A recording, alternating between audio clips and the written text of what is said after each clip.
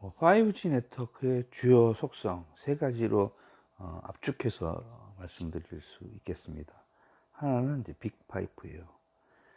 이것은 개별 사용자에게 한 번에 보낼 수 있는 데이터량을 우리가 파이프라고 합니다. 이 파이프, 우리 배관이죠. 배관 사이즈가 굵으면, 가는 거에 비하면 훨씬 많은 물이 흘러나갈 수 있잖아요. 이런 것처럼 여기서 얘기하는 파이프도 그런 의미의 파이프입니다. 그래서 한꺼번에 전송할 수 있는, 실환할 수 있는 데이터 양이 파이프의 굵기가 굵으면 굵을수록 훨씬 많아지겠죠. 그래서 5G에서는 개인당 1GBps 정도의 데이터 전송량을 보장을 해주려고 이렇게 하고 있어요. 이렇게 함으로써 이제 3D급 영상이나 아니면 홀로그램과 같은 그런 고용량 영상의 그 활용이 보편화될 것으로 이렇게 예상을 합니다. 그 다음에 이제 니어 제로 레턴시라고 하죠. 즉 네트워크 지연이 거의 0에 근접하게끔, 즉 거의 지연이 일어나지 않도록 하기 위해서 이런 그 아주 니어 제로 레턴시를 두는 것을 주요 속성으로 삼았습니다. 수 미리세컨드 이하로 이 지연을 감소시키고, 이렇게 함으로써 체감상 실시간 서비스를 받고 있는 것으로 이렇게 느끼게끔 하려고 하는 거죠. 자, 그 다음에 매시브 커넥티브예요. 이것은 산물 인터넷에 기반을 두고 다양한 디바이스와 사물이 연결될 수 있는 그런 초연결, 즉 하이퍼 커넥트한 그런 통신 서비스를 제공을 하는 것을 속성으로 하고 있습니다. 그래서 이 세 가지, 빅파이프, 니어 제로 레턴시, 그 다음에 매시브 커넥티비티, 이렇게 세 가지 특성을 여러분들 꼭 알아두시길 바랍니다. 자, 그 다음에 이제 5G 네트워크에 슬라이싱이라고 하는 개념이 있습니다. 슬라이스라는 건 뭡니까? 조각을 내는 거죠. 그래서 네트워크를 조각내는 기술이라고 생각을 하시면 되겠습니다. 물리적으로 하나의 네트워크를 논리적으로 작은 네트워크 여러 개로 분리를 시키는 거예요. 그래서 서로 다른 서비스를 이 분리된 네트워크를 통해서 가능하도록 하는 거죠. 하나의 네트워크 안에서 물리적인 네트워크 인프라를 적용하고 그 네트워크 사이에는 완전히 독립적인 그런 네트워크처럼 보이도록 합니다. 근데 실제로는 어떻게 돼요? 전체 한 덩어리의 네트워크 안에 있는 작은 조각들이라는 거죠. 그래서 그림에 보시는 것 같이 기본적으로 우리가 통신이나 아니면 네트워크를 슬라이스를 내서 하는 어떤 부분은 모바일 통신을 위한 네트워크고, 어떤 부분은 매시브 IoT를 위한 그런 네트워크고요. 전용망처럼 쓰는 거죠. 그 다음에 어디는 이제 자율주행차용 그런 네트워크로 쓰고요. 그리고 이렇게 해서 이제 뭐 통신이나 인터넷용, 아니면 뭐 물류나 농업 이런 산업용, 아니면 뭐 차나, 아니면 스마트 팜, 스마트 팩토리 같은 데서 이렇게 할 수 있도록 하는 그런 조각을 내는 겁니다. 이런 개념이 도입되면서 이제 뒤에서 설명하려고 하는 스마트 시티 기술이 기반이 되는 그런 개념들이죠.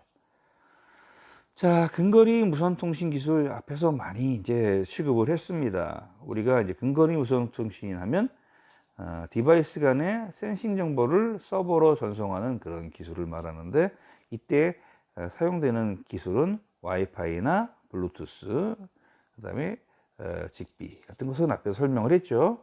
그 다음에 이제 RFID나 NFC가 있는데요. 요 RFID라는 것도 NFC도 RFID의 일종입니다. 그래서 비접촉식으로 여러분 버스 카드처럼 이렇게 이제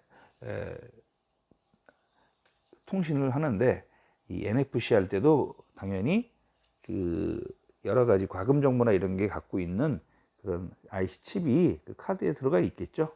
그리고 이게 이제 데이터 전송이 이루어지려면 당연히 통신할 수 있는 회로가 포함이 돼 있어야 되겠고요. 그렇죠?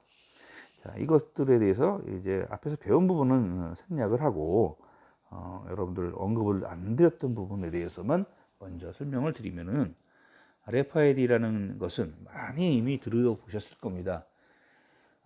초기에 2000년대 초반만 해도 RFID와 센서를 이용한 USN이라고 하는 그 개념이 사물 인터넷의 그 기반이 되는 그 기술로 이렇게 이제 우리가 크게 주목을 했었습니다. 그러다가 지금과 같은 이제 컴퓨터 기술이 아직 개발이 안 됐을 때고 장비들도 조금 부족한 성능을 보였을 때죠.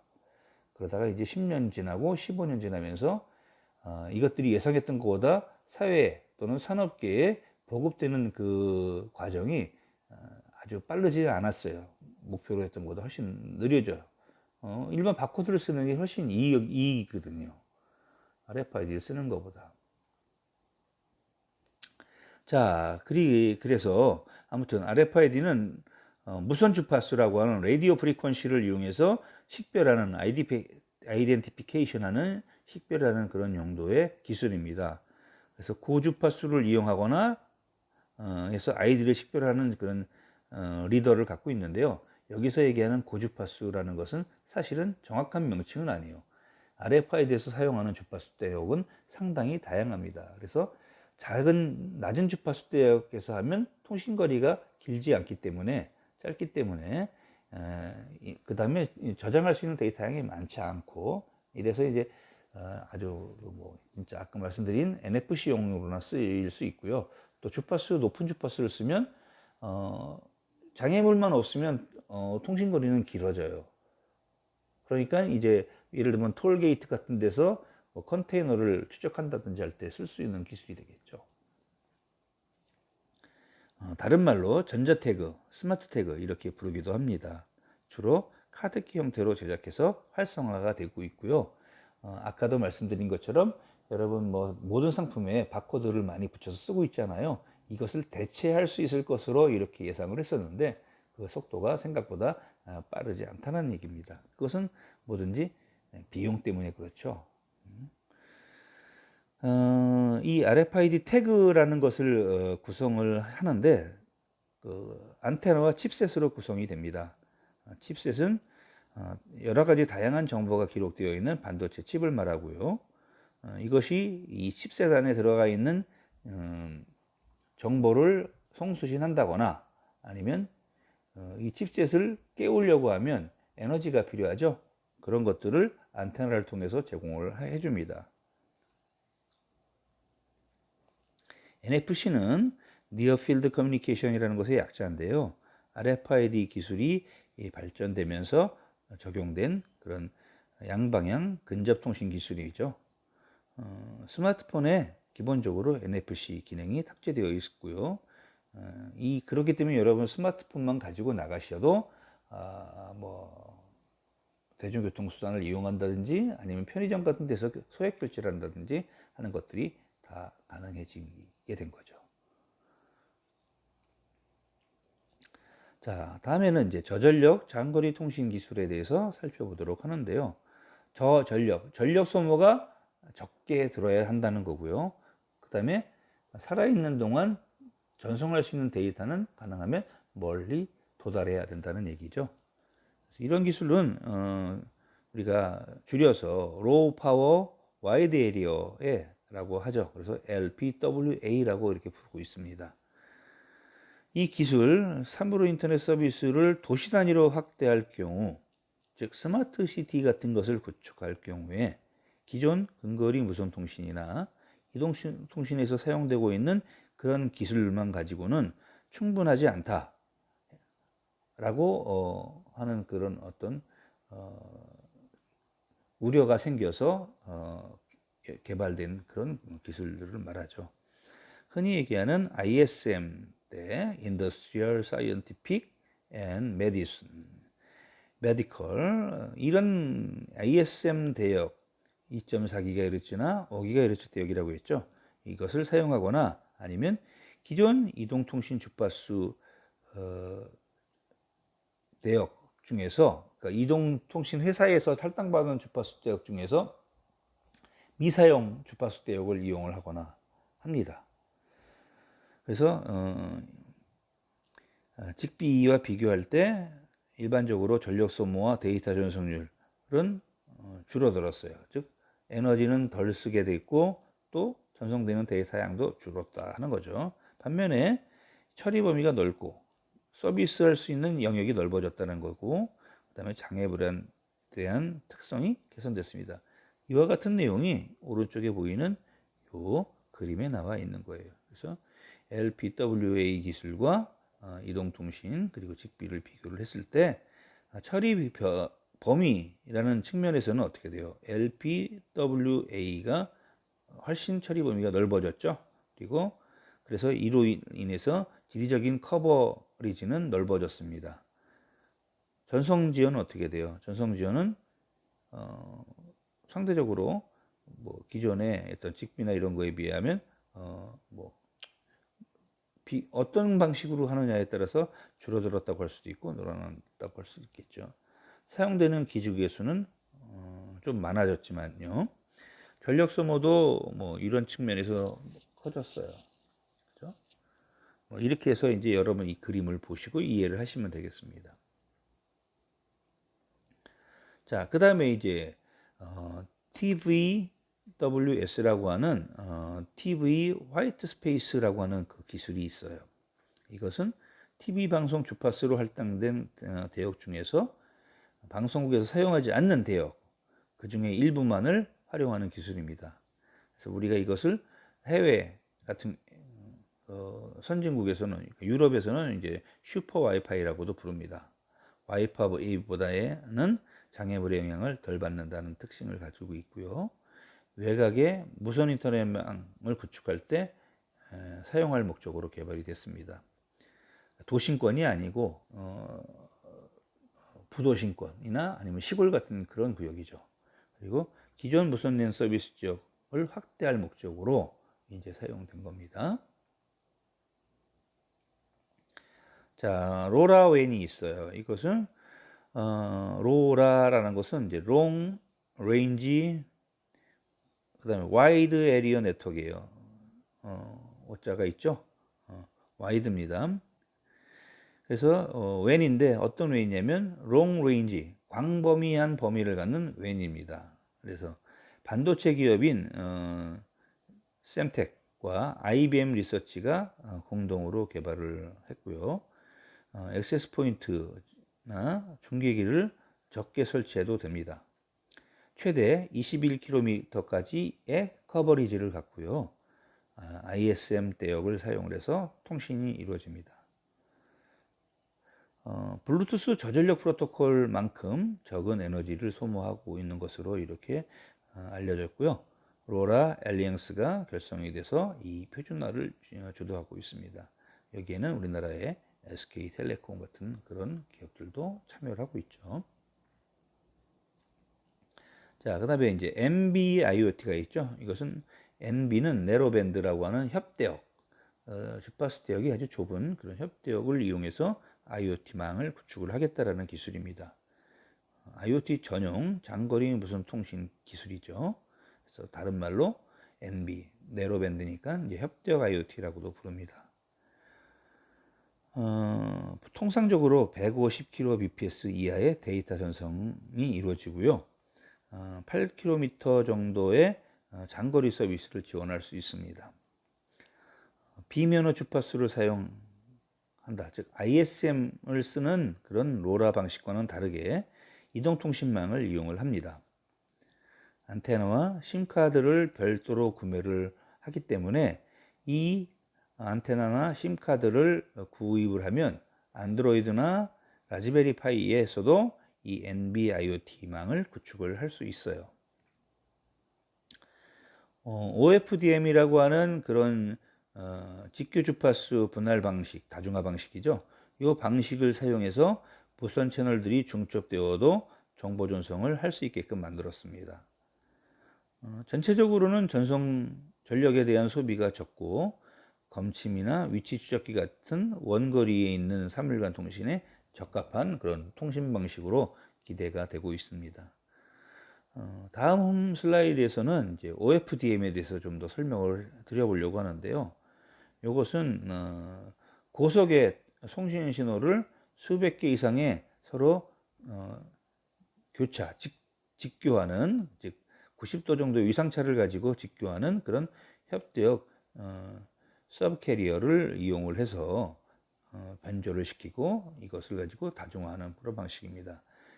지금 뭐 이제 통신에 대한 기본적인 지식이 없는 상태이기 때문에 아날로그 변조 방식과 디지털 변조 방식에 대한 이해가 여러분들이 없어요. 여기서 이것을 다 설명을 해드릴 수가 없고, 만약에 이제 필요한 경우가 인정되면 제가 이제 별도로 이 변조 방식에 대한 것만 온라인 학습으로 실시간으로 한번 여러분 강의를 해드리려고 합니다.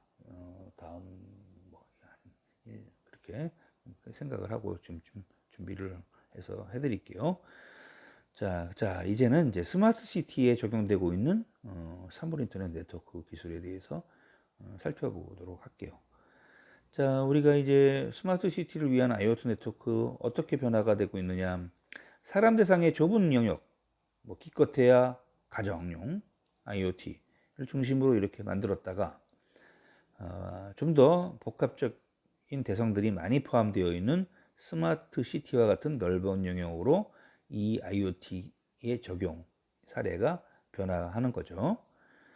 이에 따라서 어떤 요구사항이 발생했냐면 소형 패킷, 고밀도의 디바이스, 그리고 상향 데이터 중심, 저속 데이터, 그리고 주기적인 발생, 이런 다양한 특성이 혼재되어 있어요. 그래서 이런 특성에 의해서 복잡도는 좀 낮아져야 되고 좀 단순화시켜야 되겠죠. 그 다음에 전력 소모는 좀 이런 서비스가 없겠느냐. 스마트 시티 그렇게 해야지 맞는다 하는 겁니다. 따라서 서비스별로 분리된 그런 독립망 구조에서 데이터 중심의 스마트 시티를 위한 통합 네트워크로 이렇게 네트워크의 구조도 변화가 필요한 시점이 된 거죠. 이런 다양한 특성이 혼재하고 있기 때문에 이 스마트 시티에 대한 IoT 데이터를 안정적으로 수집하고 제어할 수 있는 그런 네트워크도 우리가 지금 이렇게 변화할 것을 우리가 희망하고 구축하려고 하는 거죠. 뭐 이 스마트 시티에서는 이제 가로등을 제어한다든지, 가정에서는 이제 조명 제어하는 거죠. 쓰레기 관리한다든지, 이런 전통적인 도시 서비스뿐만이 아니라 가스 검침, 수도 검침, 아무튼 이런 여러 가지 다양한 검침 업무와 자산 감시와 같은 일반적인 그 도시에서 이루어지는 모든 서비스로 이 서비스 범위가 확대되고 있습니다. 자, 스마트 시티를 위한 IoT 네트워크 기술 동향으로는요, 무엇보다도 일단 매시브 IoT 네트워크 기술이 적용이 되겠죠. 3GPP라고 하는 서드 제너레이션 파트너십 프로젝트, 이것은 아까 말씀드린 것처럼 유럽에 있는 이통사들을 중심으로 이렇게 구축이 됐는데요. 여기서 이제 5G MMTC라고 하는 기술, 이 기술이 이제 개발이 됐습니다. 이것은 이제 통상적으로 하나의 배터리를 가지고 이 10년 동안 써먹겠다 하는 거죠. 그리고 이 하나의 배터리를 가지고 1kg 평방미터당 100만 개 정도의 디바이스에 에너지를 공급해 주겠다 하는 그런 계획을 갖고 있는 겁니다. 그래서 이제 5G MMTC라고 하는 매시브 MTC 기술이죠. 이 기술은 레얼 16이라고 하는 것에 포함돼서 2020년 올해 발표 예정으로 있습니다. 3GPP 같은 경우에는 에릭슨과 같은 그런 주요 단말기 공급사 이제 다 망했습니다. 에릭슨, 노키아 뭐 이런 것들 다 망하고, 아무튼 이런 그 이동통신 단말기를 만들고 통신 서비스를 직접 했던 그런 회사들이, 기업들이 모여서 3GPP를 구성을 했고요. 여기서 이제 LPWA 네트워크 기술을 현실적인 대안으로 이제 제시를 했습니다. 비면허 대역, 즉 면허 없이 쓸 수 있는 그런 그 유대역이죠. ISM 같은 그런 경우에 쓸 수 있는 LPWA 기술 어떤 것이 있느냐? 아까 팍스 기술 같은 것은 이제 전송거리 확대를 위해 업로드로 할 때는 100Hz, 다운로드 할 때는 60Hz의 비대칭 협대역 확통신 기술을 쓰고 있고요. 이렇게 업 채널에는 UNB라고 하는 울트라 내로밴드를 적용을 해서 저가격 및 저전력 단말 구현에 유리한 측면을 가지고 있습니다. 샘텍과 로라 기술, 이것은 이제 우리가 이것을 적용함으로써 우리가 이제 스프레드 스펙트럼이라고 하는 SS 기술이 있어요. 이 변조 기술로 이제 디지털 신호를 이동통신 서비스가 이루어지기 시작했는데요. 다양한 전송 속도와 전송거리 특성을 제공을 하고요. 그 다음에 이 확산계수, 일종의 스프레드 스펙트럼 할 수 있는 그런 계수를 다양하게 적용함으로써 우수한 전송 속률을 제공을 합니다.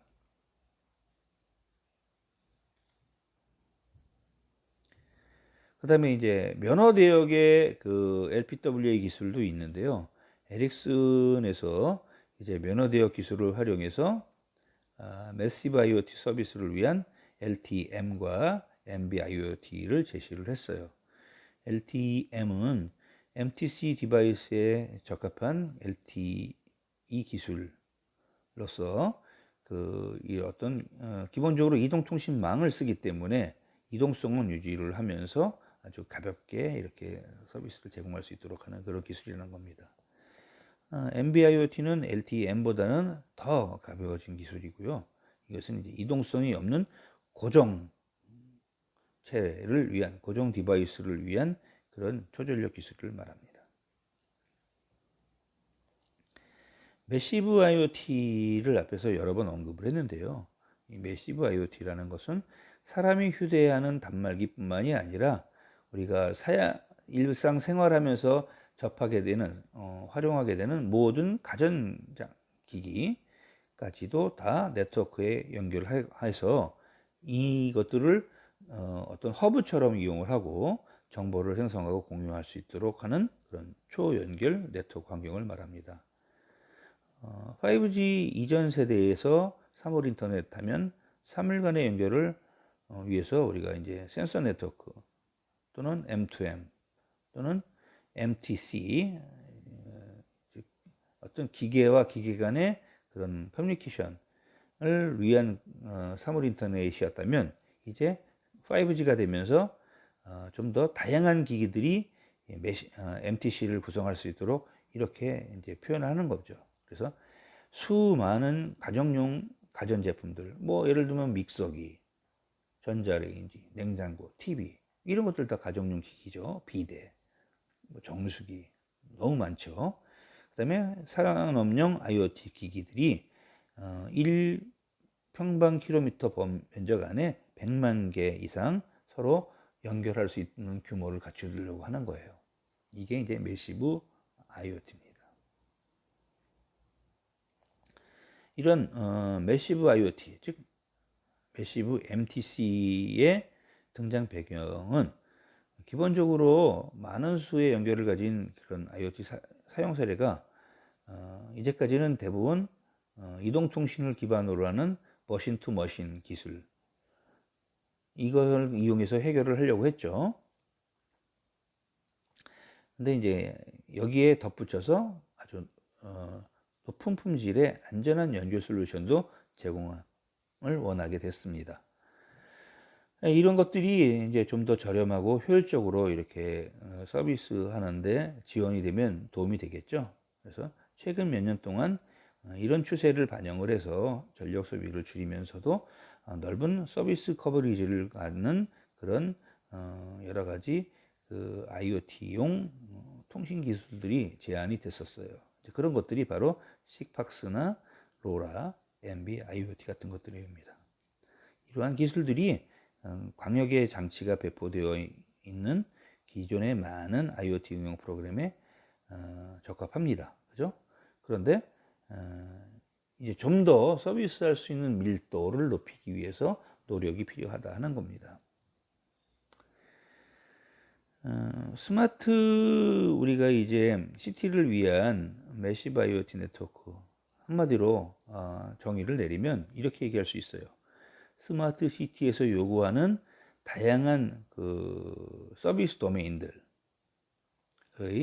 서로 다른 성질들을 차별적으로 관리하면서 또 안정적으로 서비스를 제공하는 그런 초대규모의 IoT 네트워크를 우리가 매시브 IoT라고 합니다.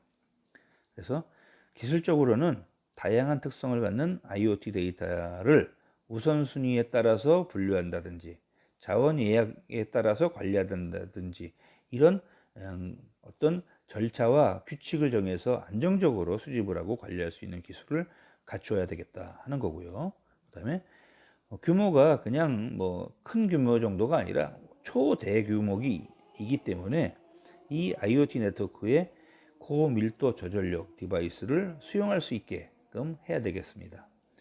그래서 지속 가능한 생태계, 지속 가능한 뿐만이 아니라 성장도 가능한 그런 생태계를 위해서 어떤 표준을 만들고 이 표준에 의해서 다양한 분야에서 다양한 메이커와 이용자들이 참여할 수 있게끔 하는 그런 상호 운영성 확보가 아주 중요하게 되겠죠.